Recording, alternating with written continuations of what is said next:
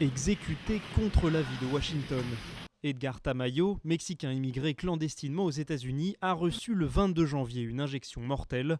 Il avait été condamné à mort en 1994 pour le meurtre d'un policier américain.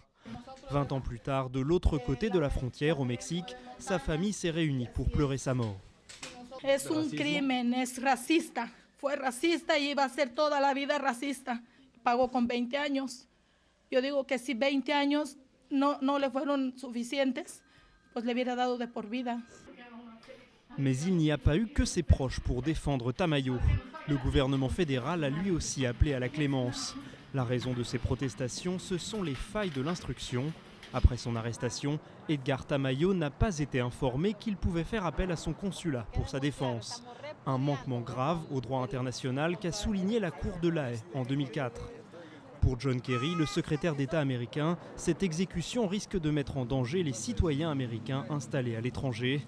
Un avertissement que n'ont voulu prendre en compte ni le gouverneur Rick Perry, ni le procureur général du Texas, Greg Abbott. Le crime était trop grave, ont-ils répondu. Este señor de Texas es un señor racista. ¿Por qué? Porque no quiere a los mexicanos. Lo único que vamos a hacer es hacer lo que ellos no quieren hacer. Yo le diría al gobierno de México que se trajera a todos los mexicanos a ver qué hacía Estados Unidos. Le gouvernement mexicain a réagi très sévèrement à cette exécution. Les États-Unis auraient clairement manqué à leurs obligations internationales. Cette accusation est aussi un avertissement.